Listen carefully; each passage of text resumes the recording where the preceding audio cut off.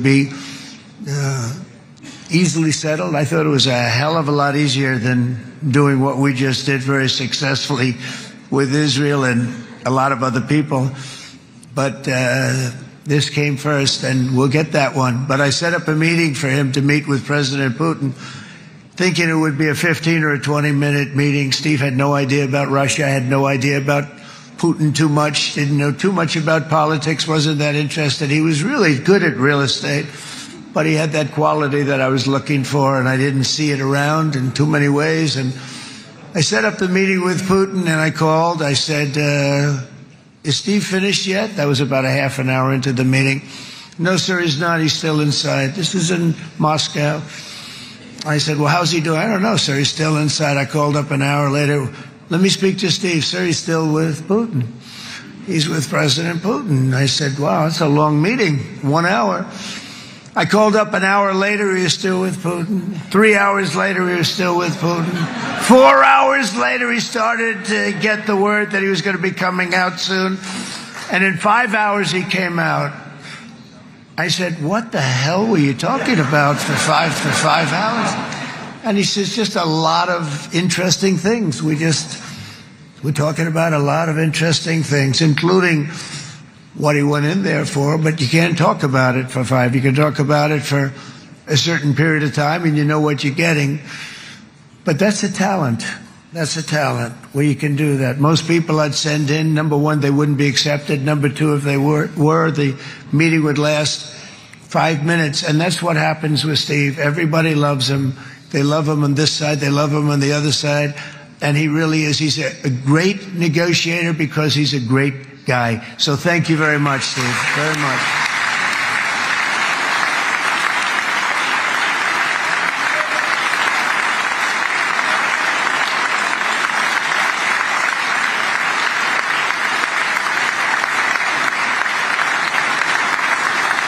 And let me also give a very special thanks to someone who truly loves Israel. In fact, loves it so much that my daughter converted. My daughter converted. I didn't know this was going to happen. And Ivanka's here.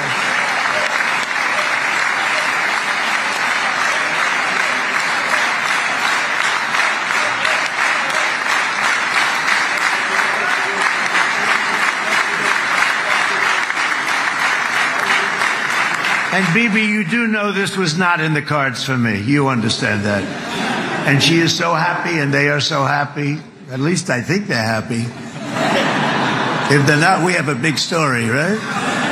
No, they have a great marriage, and they get along great. They're best friends. They have a very special relationship. But Jared has been so helpful. He really did something very special.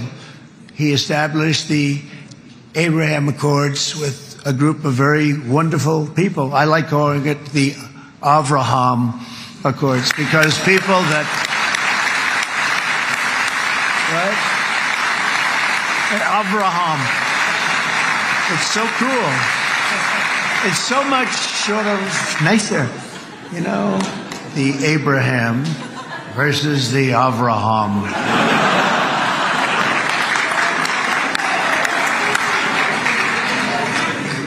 I just don't want to sound too sanctimonious when I do it, so, you know, I sort of split it up. This way we keep everybody happy. But we have some very great talent, and they have no excuses for anything that's taken place because we had some unbelievably good people working on this. And then you're going to add a man named Marco Rubio, who is also here.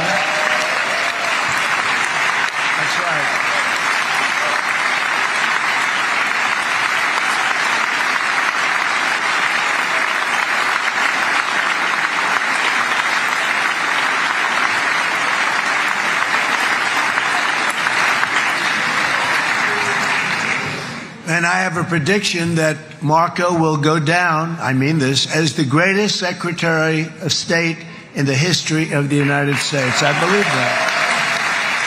I believe it.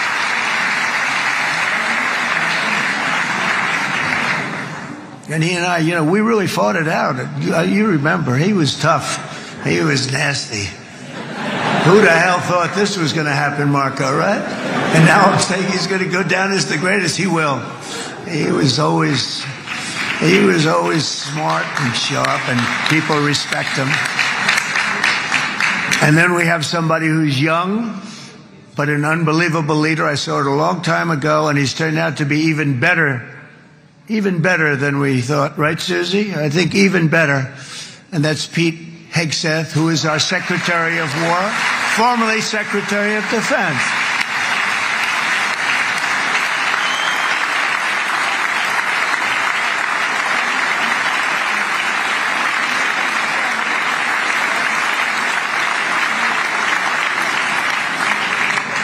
And as you know, we decisively won World War I. We decisively won World War II decisively. And everything in between and everything before it, we won everything. And then they had the brilliant idea of changing the name from war, it was war, to defense. And with that went a certain thinking. And we fought in a very politically correct way after that. We always had the strongest military, and now we have a stronger military than we've ever had before. Because of my first term, I've totally rebuilt the military, every aspect of it. But we have, if you think, we settled 8 wars in 8 months. I'm now including this one, by the way, if that's okay. They may say, well, that was quick, because yesterday I was saying 7, but now I can say 8. The hostages are back. The hostages are back.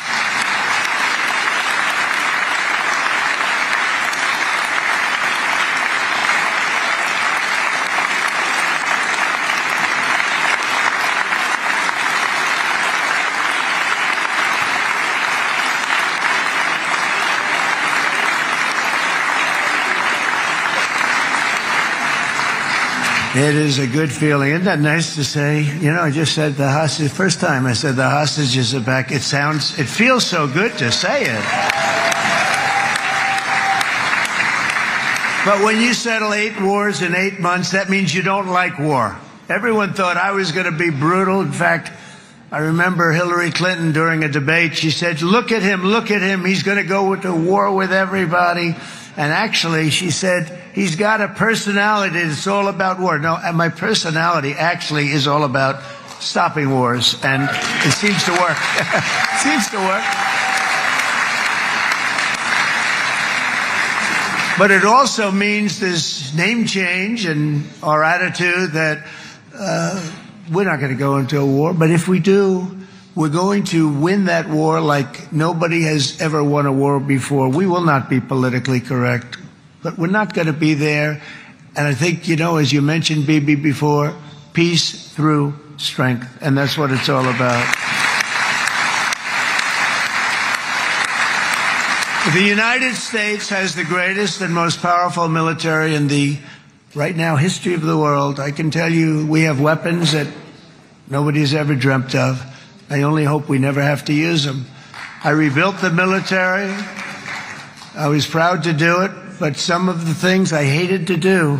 I hated certain of the weapons because the level of power is so enormous. It's so dangerous, so bad. But we have to do what we have to do. We make the best weapons in the world, and we've got a lot of them. And we've given a lot to Israel, frankly. And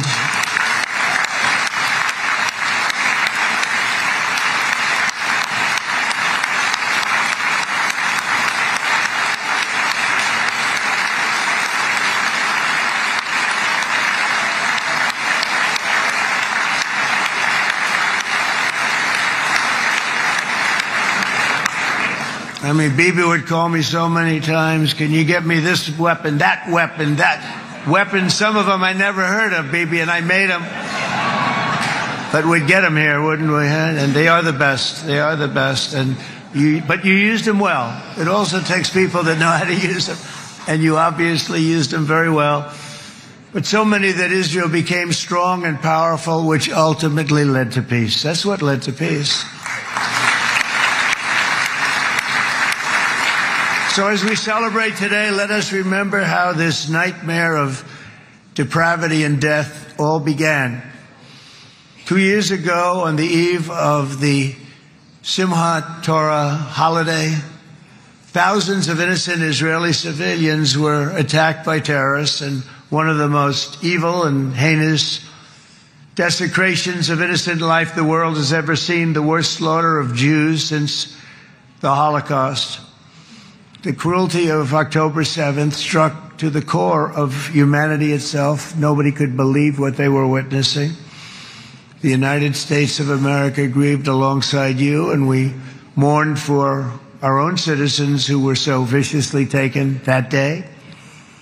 And to all the families whose lives were forever changed by the atrocities of that day, and all of the people of Israel, please know that America joins you in those two everlasting vows: never forget and never again.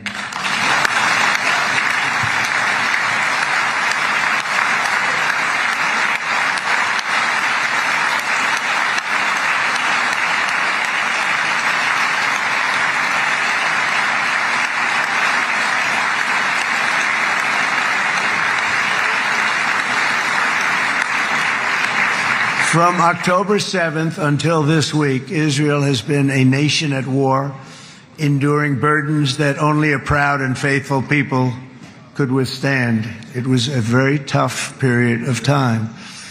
For so many families across this land, it has been years since you've known a single day of true peace.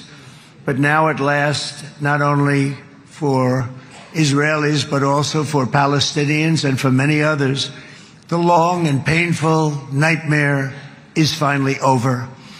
And as the dust settles, the smoke fades, the debris is removed, and the ashes cleaned from the air, the day that breaks on a region transformed, and a beautiful and much brighter future appears suddenly within your reach. This is now a very exciting time for Israel and for the entire Middle East, because all across the Middle East, the forces of chaos, terror, and ruin that have plagued the region for decades now stand weakened, isolated, and totally defeated. A new coalition of proud and responsible nations is emerging, and because of us, the enemies of all civilization are in retreat. Thanks to the bravery and incredible skill of the Israeli Defense Forces and Operation Rising Lion,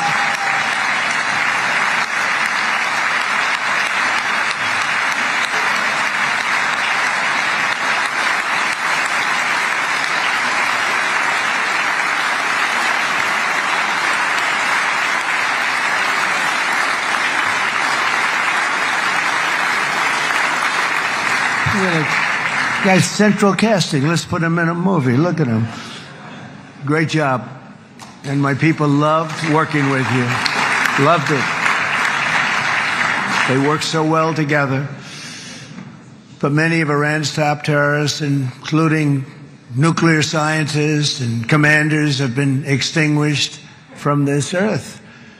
And with Operation Midnight Hammer, boy, that's a great name for that, what we did last June. The United States military flew 7 of those beautiful B-2 bombers. They looked so beautiful all of a sudden. They were always, I thought they were pretty planes. I had no idea they could do what they did. In fact, we just ordered 28 more of them. A little updated version. We ordered a whole pile of them.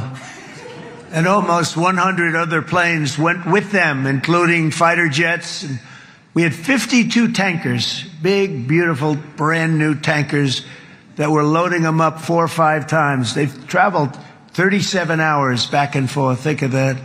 But we had tankers all over the sky for all the other planes. We had the F-22s, the F-35s, F-16s. We had a hell of a lot of planes.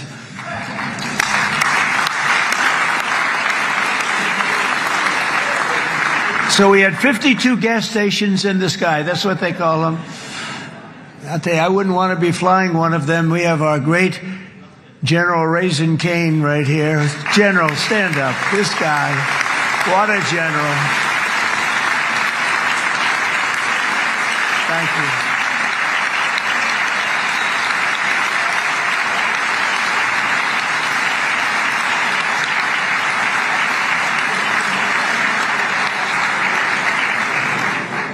I asked General Cain, I said, you know, we're having problems with ISIS, and I was in Washington, and I asked, how long would it take to defeat ISIS? And my Washington generals told me, 3, 4, maybe 5 years, sir. I said, I don't get it. We got the best equipment in the world. Why? So I flew to Iraq, and I met with a man named Cain. He said, what's your first name? He said, they call me Raisin, sir. I said, wait a minute, your name is Raisin Cain? I've been looking for you for a long time. You gotta be kidding. So they told me 3, 4, 5 years to defeat ISIS. And I sit down with him and I say, why is it? I flew there in the dark of night. I landed, I'll never forget it. It was quite a trip. I'm glad I made it because I met him. I said, could I ask you, General? I come down. He said he was another general and a sergeant. Everybody was like central casting. They could go into a movie right now. Between him and you guys over here, we could get rich making movies, okay? And they got along so great. That's the beautiful thing, that your military and our military, Bibi, got along so great. But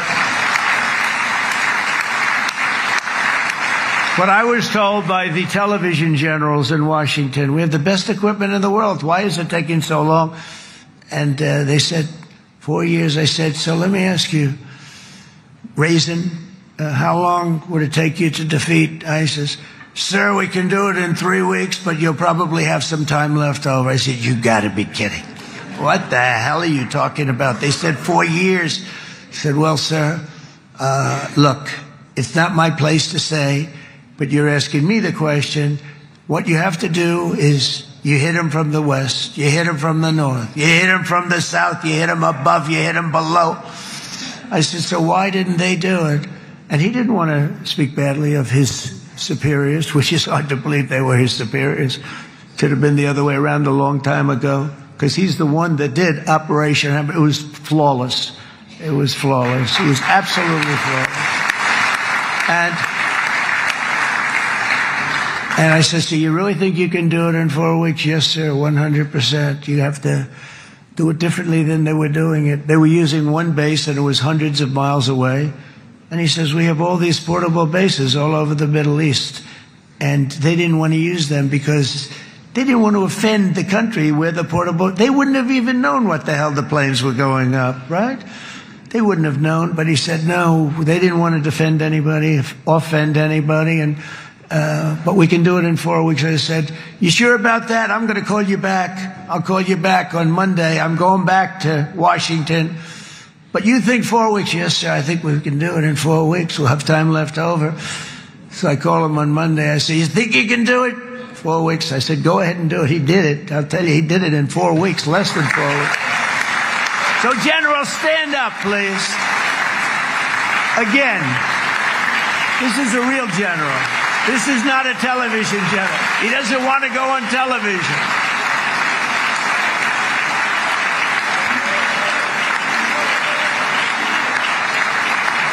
He doesn't want to go on television. That's it. The other guys love being on television. So we dropped 14 bombs on Iran's key nuclear facilities, totally, as I said originally, obliterating them. And that's been confirmed, and everybody understands it. Together we stopped the #1 state sponsor of terror from obtaining the world's most dangerous weapons. And if you think about it, if we didn't do that, and assuming we made the same deal that we have today, there'd be a dark cloud over this deal. And #1, it wouldn't happen because the other Arab and Muslim nations really wouldn't feel comfortable making the deal that we have now, right? If Iran had that nuclear weapon that they were about 2 months away from having. They would have had it in 2 months or maybe less than that. They were right at, this was our last shot. They looked at it for 22 years.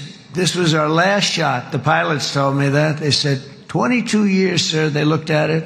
Our predecessors looked, they studied it. 3 times a year would do drills on that exact attack.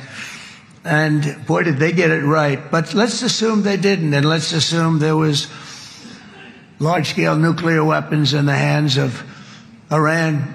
We couldn't be here today. Even if we signed the deal, which we couldn't do because a lot of people would not want to have anything to do with it, we took a big cloud off of the Middle East and off of Israel.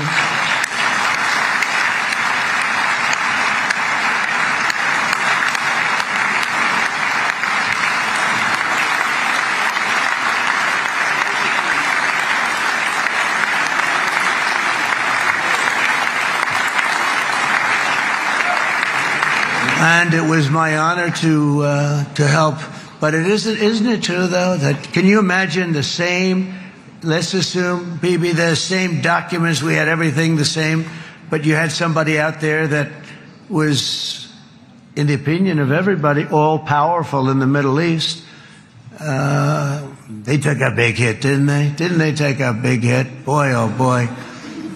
They got hit from one side, from the other. And you know, it would be great if we could make a peace deal with them. And I think that's big. Would you be happy with that? Wouldn't it be nice, I think? Because I think they want to. I think they're tired. Somebody said, sir, they're starting their nuclear program again. I said, let me tell you something. They're not starting anything. They want to survive. The last thing they want to do is start digging holes again in mountains that just got blown up and start. They're not doing this. They want to survive, okay? But I think we have a chance. Steve, you, and I think Jared, come on, I'll call you back for another one. We always bring Jared when we want to get that deal closed. We bring Jared, but Steve, you and Jared and the General and Pete and Marco, you'll get that deal done easy. I think that'll be easy. But first we have to get Russia done. We got to get that one done. If you don't mind, Steve, let's focus on Russia first, all right? We'll get it done. In Lebanon, the dagger of Hezbollah, long aimed at Israel's throat, has been totally shattered. My administration is actively supporting the new president of Lebanon in his mission to permanently disarm Hezbollah's terror brigades. He's doing very well. And build a thriving state at peace with its neighbors. And you're very much in favor of that, I know. And it's good things are happening there, really good things. And with this week's ceasefire, we've achieved the most challenging breakthrough of them all. The most challenging breakthrough maybe ever. I mean, I've never seen anything like. I've been involved in a lot of success. I have never seen anything like what's going on today all over the world. People are dancing in the streets, not just in Israel. They're dancing in the streets of countries that would have never danced in the street about what's happening today. They're dancing in those streets. So this long and difficult war has now ended. You know, some people say 3,000 years, some people say 500 years, whatever it is. It's the granddaddy of them all.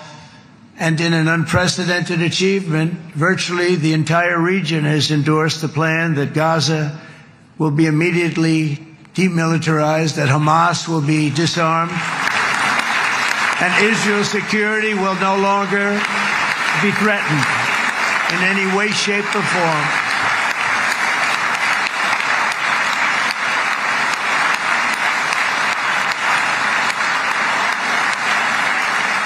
So Israel, with our help, has won all that they can by force of arms. You've won. I mean, you've won. Now it's time to translate these victories against terrorists on the battlefield into the ultimate prize of peace and prosperity for the entire Middle East. It's about time you were able to enjoy the fruits of your labor. Mr. Opposition Leader. I said he's a very nice opposition leader. I think... No, he's a nice man. Bibi, he's a nice man.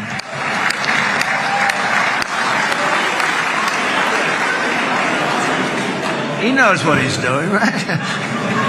No, he's a very nice guy. Well, see, now you can be a little bit nicer, Bibi, because you're not at war anymore, Bibi.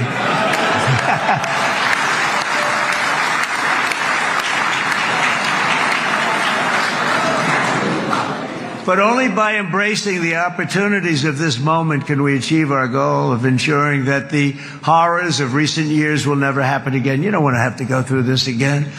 8 years ago, I came to this region on a very special first trip abroad as the President of the United States. I came here very early at your request. I addressed the leaders of the Arab and Muslim world gathered in Saudi Arabia and said that it was time to build a future free of the grip of extremism and terror. And interestingly, right now, as soon as I'm finished, I'm quite late. You've kept me quite late between opposition leaders and Bibi's brilliant but very long speech. I thought I was going to run up here, make a speech, and then head to Egypt. It didn't work out, though. And you made a pretty long one, too, sir.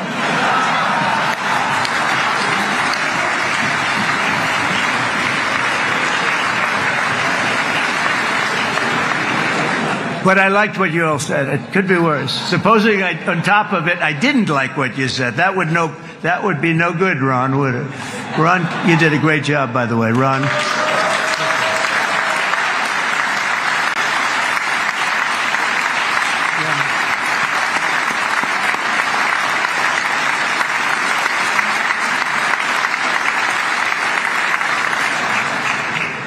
So I'm going to be meeting, actually, in a little while, I'm going to be meeting with the most powerful, the richest nations, really, in the world. Although now, with the tariffs, the United States is by far the richest nation in the world, as you probably have been reading. But the richest nations, most powerful nations, tremendous, headed by some tremendous people in many cases. Some cases I wouldn't say necessarily I would endorse. But I will tell you, some incredible people that really helped us make this all possible. So I'll be going there. I'll be quite late. They might not be there by the time I get there. But we're going to give it a shot. But the journey we started back then led to the crushing defeat of the ISIS caliphate, to the monumental Abraham Accords, and ultimately to the historic ceasefire this week, in which many of those same nations really played a very pivotal role, I have to tell you. Steve will tell you that. Jared will tell you that. Together we've shown that peace is not just a hope that we can dream about. It's a reality we can build upon day by day, person by person, and nation by nation. And because of that, the Middle East is finally ready to embrace its extraordinary potential. You have extraordinary potential in this region. It should now be clear to everyone throughout the region that decades of fomenting terrorism and extremism, jihadism and anti-Semitism have not worked. They haven't worked. They've been a disaster. They've just killed. They've killed. They've backfired completely and totally. They've just totally backfired. Everything that you thought, take it worst case, it's turned out to be worse than that. They have not worked. From Gaza to Iran, those bitter hatreds have delivered nothing but misery, suffering, failure, and death. They've served not to weaken Israel, but to annihilate the very forces that did the most to foment this hatred. And it's really, everybody that's tried it has become irrelevant. Meanwhile, we've seen those nations that set aside their differences, reached across ancient divides, and pursued engagement are now among the most successful in the region. They're getting along with Israel, and they're doing great. And I can tell you the 4 nations that joined the Abraham Accords early on, and you'd all be doing me a favor, and I'm going to be saying this in a little while to some other friends, would love you all to, is this right, Jared? Join up in the Abraham Accords. We have to join up and get together. You can have that whole thing filled out. We had a very weak administration, worst president in the history of our country by far. And Barack Obama was not far behind, by the way.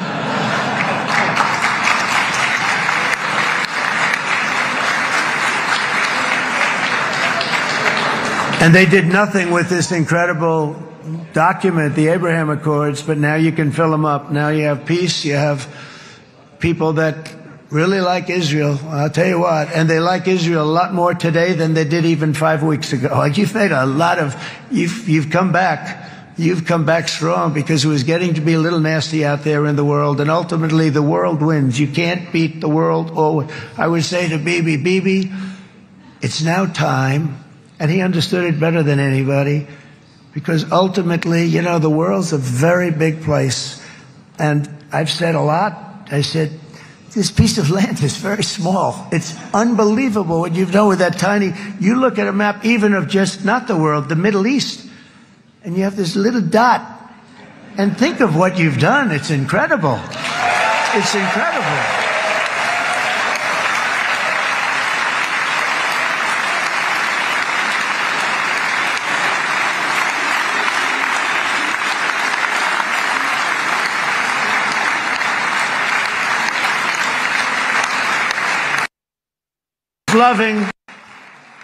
The world is loving Israel again, and I said to people, you know, the world is big and it's strong.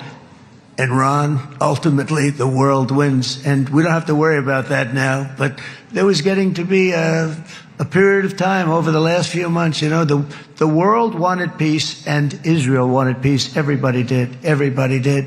And what a victory it's been, right? What a victory it's been. If you would have gone on for 3, 4 more years, keep fighting, it was getting bad. It was getting heated. The timing of this is brilliant. And I said, Bibi, you're going to be remembered for this far more than if you kept this thing going, kill.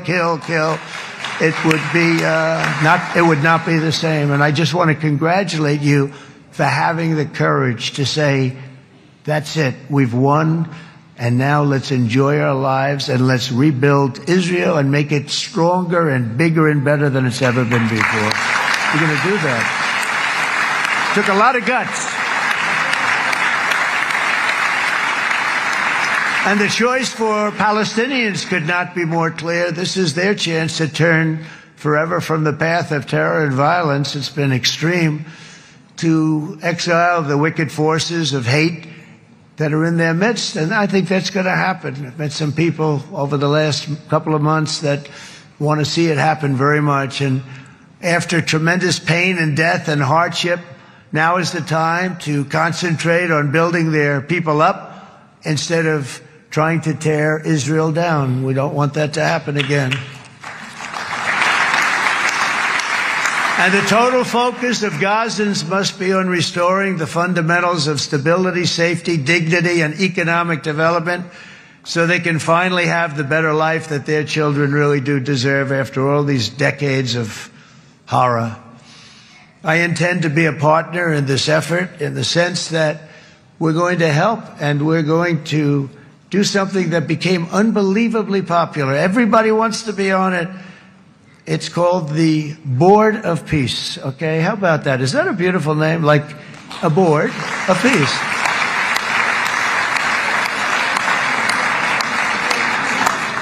The only bad thing from my standpoint, every single nation involved has asked me to be the chair, and I'll tell you, I'm very busy.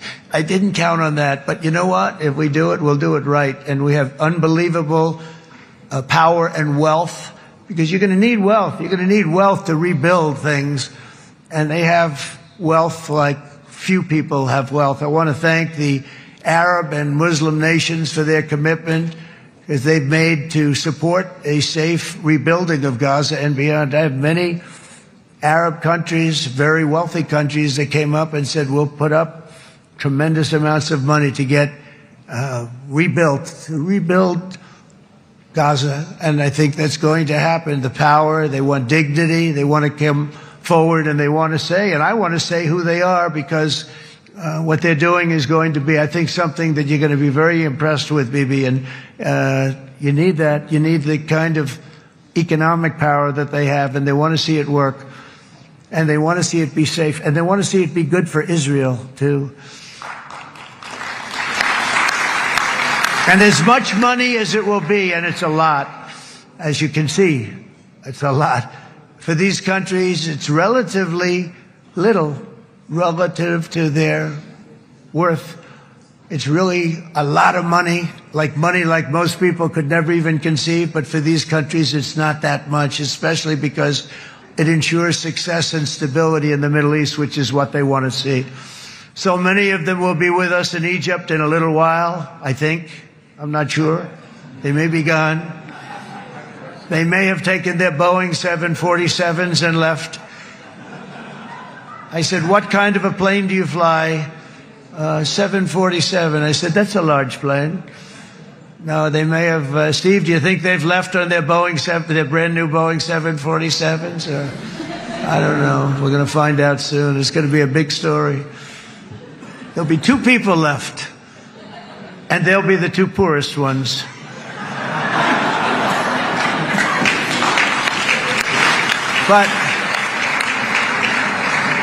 But it will be the wealthiest and most powerful group of nations. So the group that we have assembled, that's waiting for us, is the wealthiest and most powerful group ever assembled at one time. There has never been a group like this.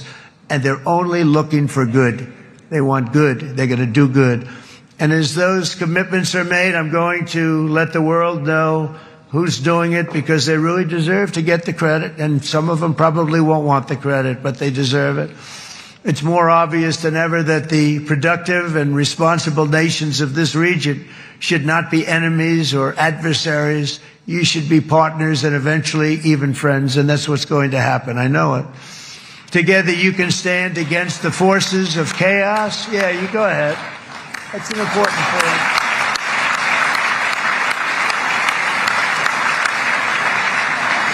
Because you can stand against the forces of chaos that threaten all of your interests, and it's always a big threat, and unleash incredible prosperity and opportunity for all the people of these lands, and that's what's going to happen. You're going to unleash numbers and success, the likes of which Israel has never been able to think of, because you're so firm, and you should be, and you've done the right thing in defending yourself. You're not going to have to worry so much about it. You've won, and now you can build, and you can do things that you never even thought possible.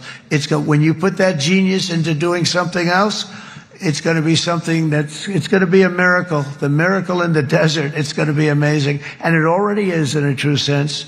But it'll be wonderful when you can spend time thinking about other than war and defense and offense also. To that end, it's my firm hope and dream, frankly, that together the Abraham Accords will turn out to be everything that we thought they would. Those 4 countries were very, very brave in doing it. They did it at a very early point, and every single one of them benefits unbelievably financially. And if you noticed, even in this bad period that we just went through, they all remained a member of the Abraham Accords. They've done unbelievably well. And you know who you are, and I want to thank you. And they've stayed because of loyalty, but they've also stayed because it was really good business. They've made a lot of money being members, and you're going to all, I hope that every one of the countries that we're seeking, Jared, I hope they join quickly. No games, no nothing. Just join, get it. It's going to be a great peacemaker. It's really going to bring it together beyond anybody's wildest dream. So instead of building fortresses to keep enemies at bay, the nations of this region should be building infrastructure to weave your commerce closer together, because you've got to compete with the big world out there in commerce now. It's a different kind of competition. Instead of making weapons and missiles, the wealth of this region should flow to schools and medicine, industry, and frankly, the new hot thing, artificial intelligence. It's a lot of intelligence you're going to have to be throwing off to pay back these sums of money that they're doing. But that's really the hot one. And I might say that the United States, a year ago, was a dead country. I say it to people. I heard it first from the King of Saudi Arabia. I then heard it from UAE. I heard it from Qatar. I heard it from many other countries. A year ago, the United States of America was a dead country. Now it's the hottest country anywhere in the world. It is the hottest. There's no question about it.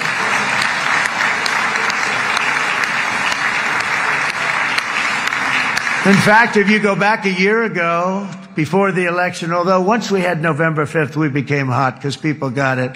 I would say November 5th was the time that we became really hot. But once you go back a couple of years, if I were in charge and the country was doing what they were, nobody was going to ask me to speak. Nobody asked Joe Biden to come up and speak, I guarantee you that. And if they did, he would have turned them down, I promise you. He didn't speak. He didn't speak, and he didn't speak well. But all of the countries in the Middle East, it could have, what we're doing now, it could have happened a long time ago, but it was strangled and set back almost irretrievably by the administrations of Barack Obama and then Joe Biden. There was a hatred toward Israel. There was an absolute hatred. The setbacks really started when President Obama signed the Iran nuclear deal.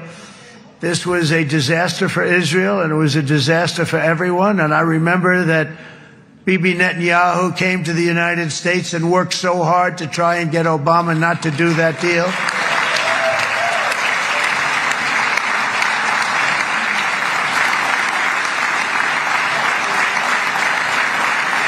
He worked so hard. But it was like talking to a wall. I remember him telling me it was like talking to a wall. They wanted to go with Iran. They chose Iran, frankly, over a lot of other good nations, but specifically Israel. And that was the beginning of a very bad period of time. You had Obama go out, and the Iran nuclear deal turned out to be a disaster. And by the way, I terminated the Iran nuclear deal, and I was very proud to do it.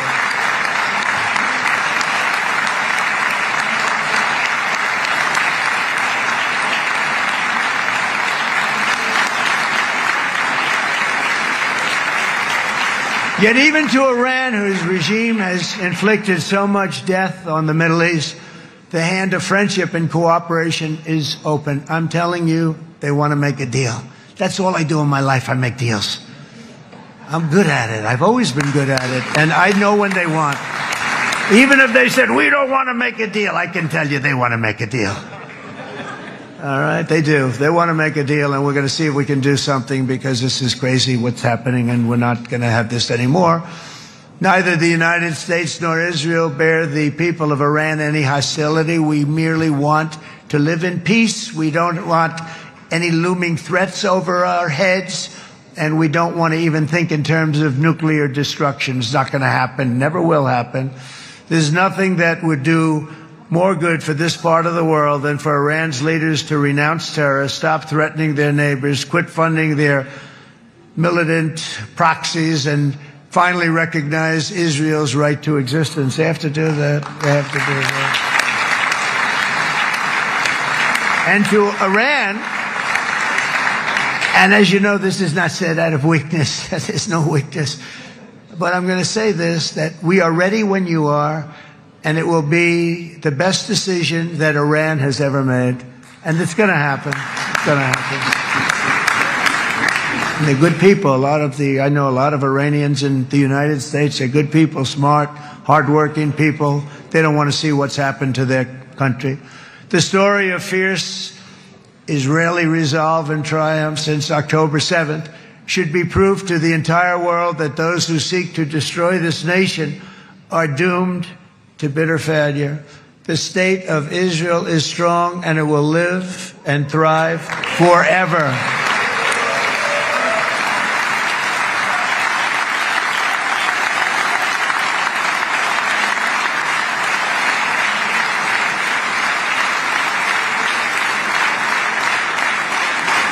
And that is why Israel will always remain a vital ally of the United States of America.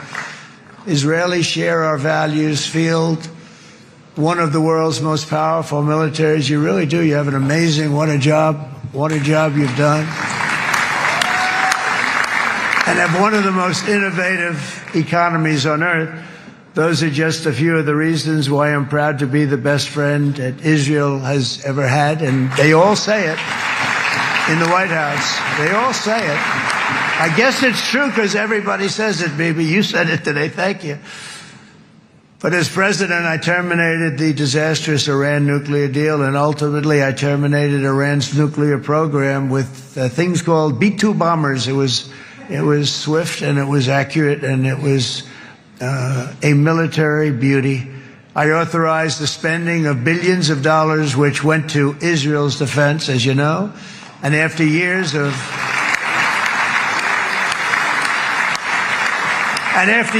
broken promises from many other American presidents, you know that, they kept promising. I never understood it until I got there. There was a lot of pressure put on these presidents. It was put on me too, but I didn't yield to the pressure.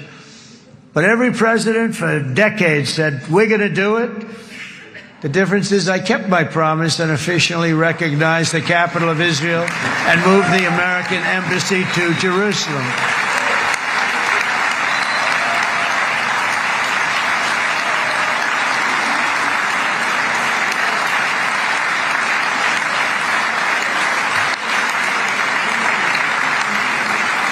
Isn't that right, Miriam?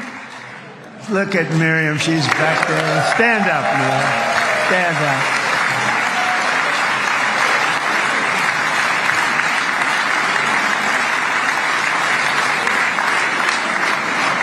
Miriam and Sheldon would come into the office. They'd call me. He'd call me. I think they had more trips to the White House than anybody else I can think of. Look at her sitting there so innocently. She's got $60 billion in the bank, $60 billion. I think she's saying no more. And she loves Israel, but she loves it, and they would come in, and her husband was a very aggressive man, but I loved him.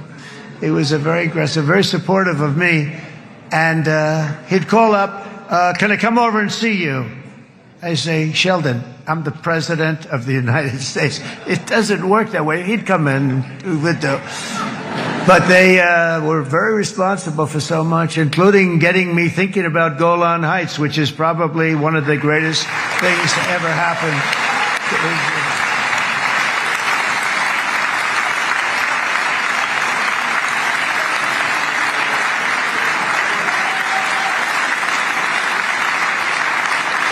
Miriam, stand up, please. She really is. I mean, she loves this country.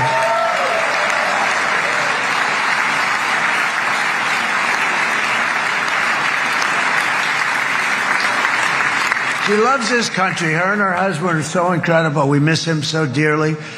But I actually asked her, I'm going to get her in trouble with this, but I actually asked her once, I said, so Miriam, I know you love Israel.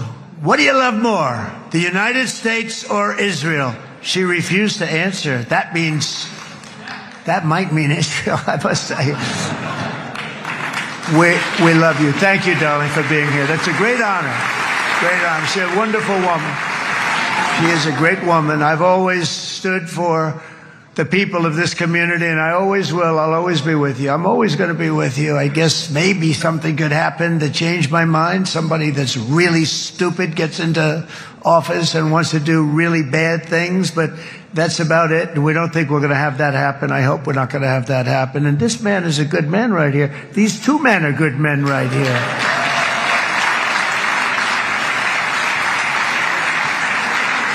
Hey, I have an idea. Mr. President, why don't you give him a pardon? Give him a pardon. Come on.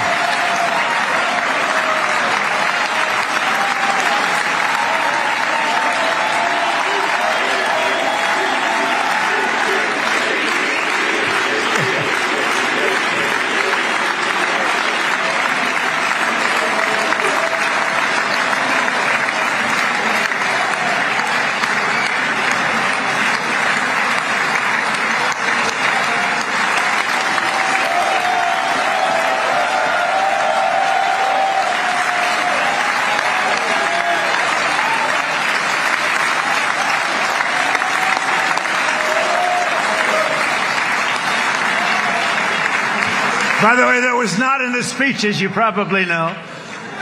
But I happen to like this gentleman right over here, and it just seems to make so much sense. You know, whether we like it or not, this has been one of the greatest wartime presidents. This has been one of the greatest wartime presidents. And Cigars and champagne, who the hell cares about that?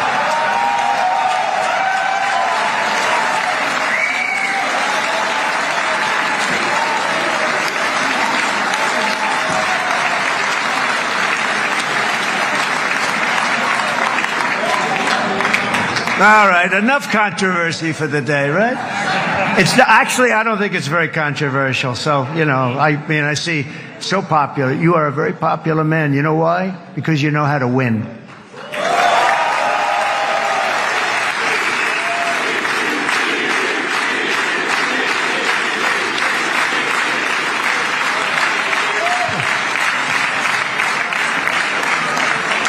Over the past 2 years, I've met many of the families of the Israelis taken hostage and those that were taken hostage. Unbelievable. I've looked into their eyes. I've seen the worst nightmares of their suffering, but I've also seen something else, the beautiful love of the people, the love of people, frankly, that hold things together, the love that gives you the courage to carry on through thousands of years of persecution and repression and to emerge with the heart of David.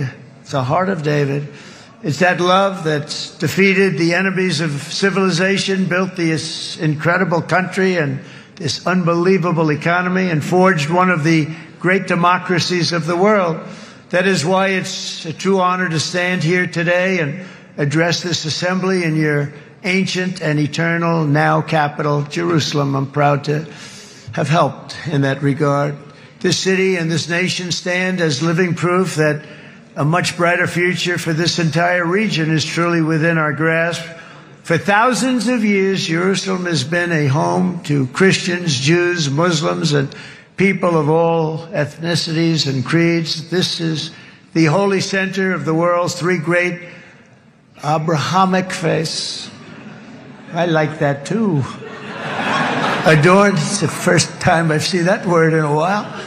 Adorned with their sacred sites and alive with their pilgrims and visitors from every corner of the globe. But here between the Western Wall, the Temple Mount, and the hill called Calvary, people of every faith and background live, work, pray, serve, and raise their families side by side, and they do it with love. This example is just one of the modern miracles that Israel has given to the world. And just in closing, the leaders in this chamber know better than anyone else the challenges of this harmony, and it's been easily won. No, it hasn't. It has not been. It's been so tough, but it has been, some say, a miracle. What you've done is a miracle. Look at your size. Look at your chances when it all started. And you know, if you think about it, you are safer today, stronger today, and more respected today than at any time in the history of Israel. Think of it. People used to say it wouldn't exist. They don't say that anymore, do they? Yet if safety, security, and coexistence can thrive here in the winding alleys and ancient paths of Jerusalem, then surely peace and respect can flourish among the nations of the broader Middle East. The God who once dwelled among his people in this city still calls us, in the words of Scripture, the turn from evil and do good, to seek peace and pursue it. So he still whispers truth into the hills and knolls and valleys of his magnificent creation, and he still writes hope into the hearts of his children all over the world. And that is why even after 3,000 years of pain and conflict, the people of Israel have never given up from the threats of Zionism, from all sorts of threats. You want the promise of Zion. You want the promise of success and hope and love and God. And the people of America have never lost faith in the promise of a great and blessed future for all of us. From the very first day that modern Israel was founded, we have stood together through thick and thin of setbacks, and through victory and defeat, through glory and heartache. We have built industries together. We have made discoveries together. We have confronted evil together, and we have waged war together, and perhaps most beautifully of all, we have made peace together. And this week, against all odds, we have done the impossible and brought our hostages home.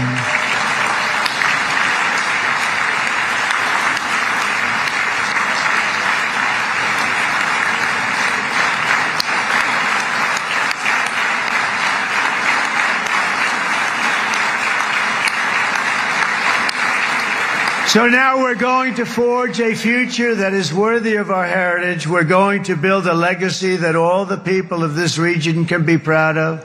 New bonds of friendship, cooperation, and commerce will join Tel Aviv to Dubai, Haifa to Beirut, Jerusalem to Damascus, and from Israel to Egypt, from Saudi Arabia to Qatar, from India to Pakistan, from Indonesia to Iraq, from Syria to Bahrain, Turkey to Jordan, the United Arab Emirates to Oman, and Armenia to Azerbaijan, another war that I just settled.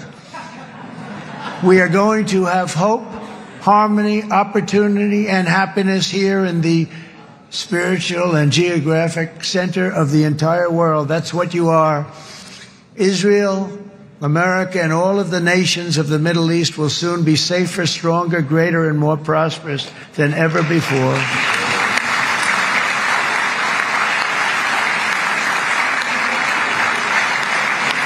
And I want to thank you all once again for this exceptional honor. This has been truly an honor. It's seldom that a president is invited to do this. And I love Israel. I'm with you all the way. You will be bigger, better, stronger, and more loving than ever before. Thank you very much. God bless you. God bless the United States of America. And God bless the Middle East. Thank you, everybody. Good luck. Thank you very much. Thank you.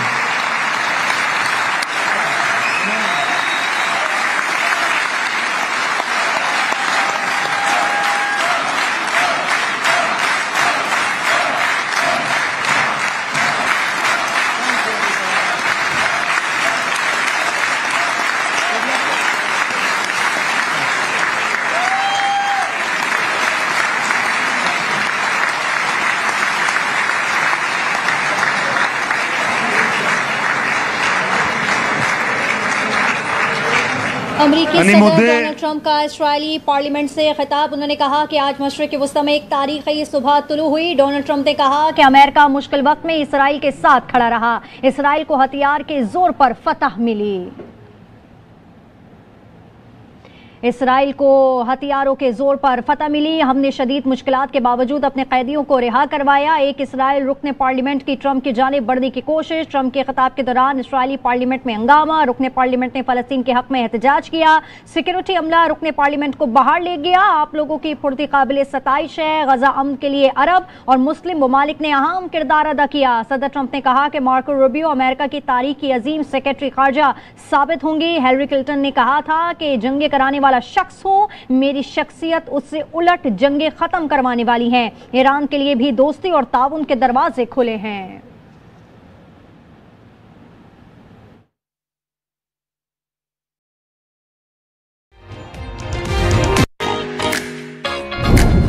रोज धूप से होते हैं spots और dullness.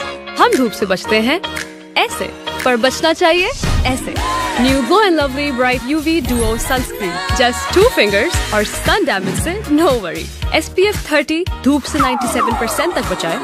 Vitamin C serum बनाए अंदर से bright. ये है non sticky with no white cast. Stay bright in the sun ऐसे। New glow and lovely bright UV duo sunscreen. Good morning, doctor. Good morning, doctor. जब तक Colgate max fresh से brush नहीं करोगे, नींद पीछा नहीं छोड़ेगी। इसके कूलिंग क्रिस्टल्स कर दें इतना ताजा, you have no अंदाजा। Ready for surgery? Please. Colgate max fresh, नींद भगाओ, ताजगी जगाओ।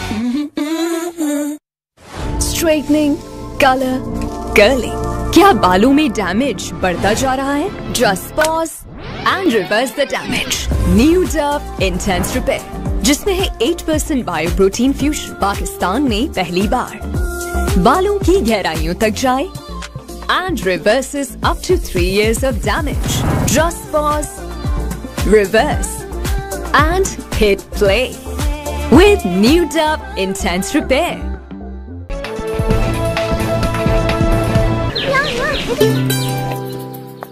तैयार क्यों नहीं हुई? इन बालों के साथ। पर अगर बाल सिल्की हो जाएं, तो अब आप कहेंगी सिल्की बालों के लिए घंटों मेथी दाना और कलौंजी का ऑयल लगाओ। लेकिन मैंने कब कहा कि ऑयल लगाना पड़ेगा? नया Lifebuoy naturally silky shampoo मेथी दाना और कलौंजी के साथ, जो बालों को बनाए सिल्की और मजबूत।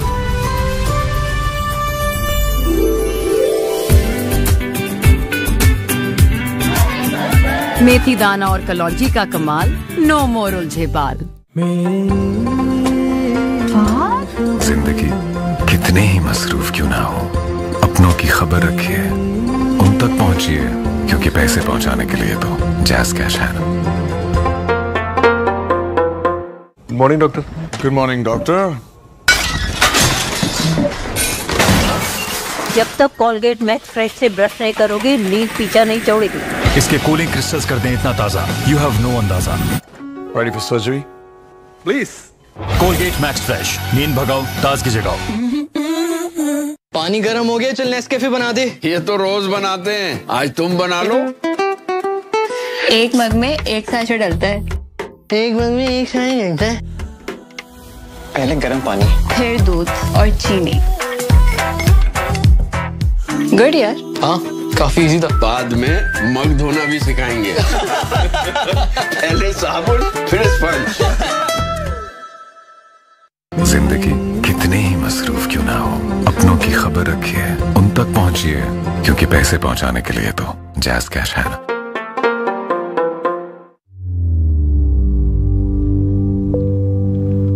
Slow melting, smooth coating, long lasting. It could only be Cadbury Dairy Milk.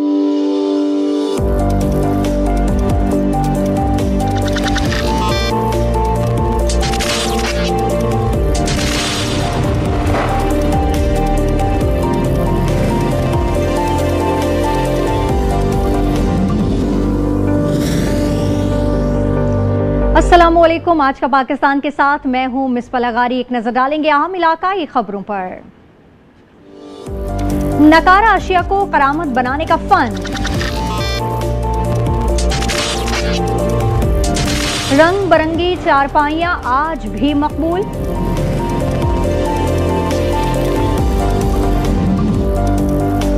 सैलाब मुतासरीन में इमदादी चेक तकसीम,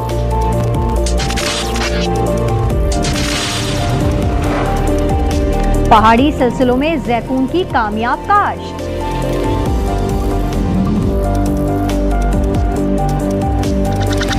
हुनरमंद खवातीन वक्त की अहम जरूरत,